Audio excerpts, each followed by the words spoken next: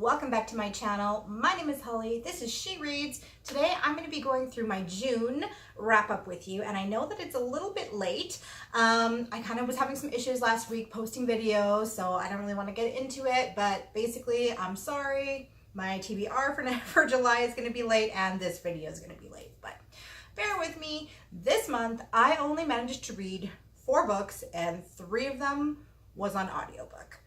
So, and I mean, that's just kind of like who I am. Like some months I'm really like reading a lot, other months not at all. So I kind of was in a little bit of a reading slump this past month.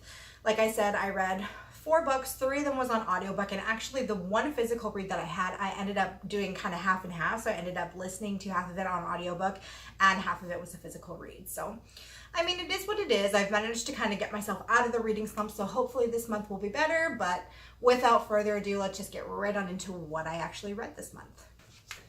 So the first book that I read was The Motion of the Puppets by Keith Donoghue, and this came in a My Thrill Club unboxing. I was super excited about this one. This one is what I described as Goosebumps for grown-ups.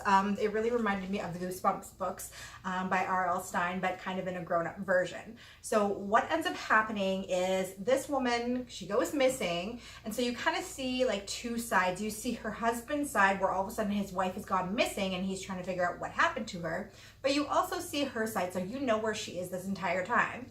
And where she is in an abandoned toy store where she has been turned into a puppet. So I really was excited about it. I thought it was a really neat concept for a book.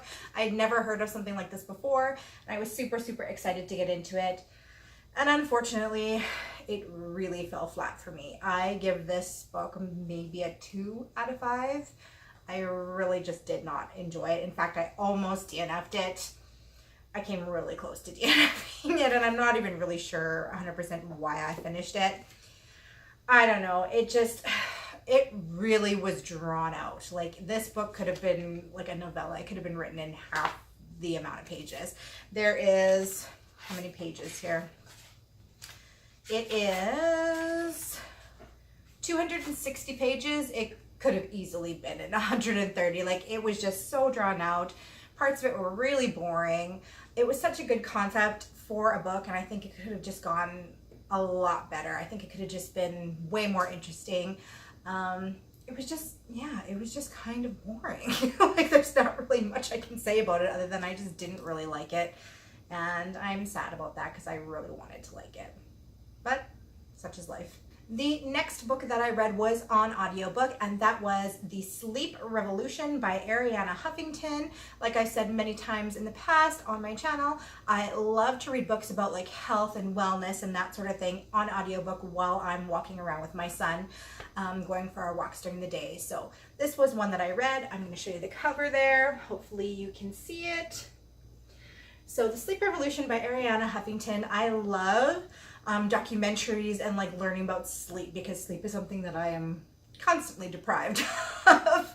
So I always want to like learn how to like make myself sleep better. I suffer from insomnia, plus I've got a baby that still gets up in the middle of the night. So it's one of those things where I'm constantly trying to improve that area of my life. So I really like to do a lot of research about it to find out, why sleep is important and how to get better sleep and whatever. And once again, wasn't really a fan of this one either. I found that it was really long, and it was almost kind of like a textbook. Like, I just didn't really find that she went into detail about like really interesting things like dreams and stuff like that. Like, an entire book, like this was a 9-hour audiobook, so it's pretty large. And like, I just feel like I didn't really learn a whole lot. Basically, the only thing that she really talked about that like stood out to me was that sleep is important and people don't get enough of it, and people would rather, like get an extra couple hours of work done in their workday rather than make time for sleep, which is so important. And I get that. I don't know if I needed a 9-hour audiobook to tell me that. Like, I just didn't really get a lot of information about, how to correct your habits, or I really would have liked more information on dreams. Like, I'm so interested in that. And I mean, maybe she just didn't go into that because that's a whole nother book in itself. But yeah, I just didn't really find that I got enough information for the amount of time that I listened to it. It was a lot of repetitive info that just didn't really do a lot to help me. So once again, I'd probably give this about a 3. Yeah, probably about a 3 out of 5. The next book that I listened to on audiobook was The Fever Dream by Samantha Schweblin. And this one I actually really liked a lot. It was really short, which was kind of good. That kind of helped to get me out of my reading slump a little bit. It was just kind of like a more shorter little novella type book. But it had like a really interesting premise. So basically, this woman, it starts out with this woman and she's talking to her neighbor's son. She's writing a letter to her neighbor's son, but she's talking in the letter about a conversation she had with his mother.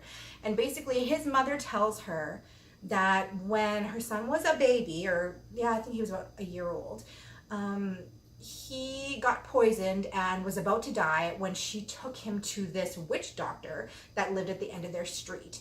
And what the witch doctor did was take his soul and at least like free his soul, and he kept his body, but something else moved into his body. It was kind of very, very confusing. And at first, like, it was written in such a way that you didn't really know who she was talking to or like what the story was going to be about. It was a little bit confusing at first, but by the end it kind of started to make sense. But basically, yeah, it's about a woman who takes her son to this witch doctor, frees his soul. At least she knows like his soul has gone to heaven or wherever, and she still has her physical son, but it's not him. So this boy is acting very strange, and she's saying that this was the biggest mistake she's ever made. She should have just let her son die and just, you know, kind of have the natural order of things. Instead, she screwed around with it, and now like she has this monster basically on her hands. So I really enjoyed it. I'm going to give it a 4 out of 5, and I would definitely recommend this one for a quick little read. And the last book that I listened to on audiobook was The Zero Sugar Diet by David Zinchenko. And that's the cover of it right there. And once again, this was just one that I was listening to like walking around with my son. It's basically about a diet where you have 0 sugar. And I mean, everything that he said in the book made a lot of sense to me. It's not something that I probably will try because it's pretty unrealistic. Like, it's very hard to find food without 0 sugar. Like, it's almost impossible to find that unless you're gonna absolutely make absolutely everything from scratch. But like sauces and pasta sauces and like all this stuff has added sugar, which is absolutely crazy to me. And it shows that our food industry is very screwed up. But it would be a difficult diet to follow, I think, you know, on a long-term basis. But definitely was interesting. He definitely knows what he's talking about. I agreed with a lot of what he said, and it was interesting. So I'm gonna give it about a 3.5 out of 5. So you guys, that is it for my June wrap up, and I'm sorry it wasn't very interesting, and I didn't really read a lot of books that I liked, so that kind of sucked. But it's already the first week of July, and I've already started reading some other things that I'm actually interested in, and I think I'm starting to get out of my reading slump a little bit. So hopefully my next wrap up will be a lot more interesting than this one. And yeah, come back and see me in a couple of days for the next video, which is going to be my July TBR, and you can find out about what I'm reading currently as well. So thank you guys so very much for tuning into my channel today. Please do me a favor and hit that subscribe box. I'm getting really, really close to 100, and I would be so excited if I could get 100 subscribers. That would just be really awesome, because I mean, 100 people watching my stuff, that's pretty cool. In any case, I hope you guys are having an awesome day, and I will see you in my next video. Bye!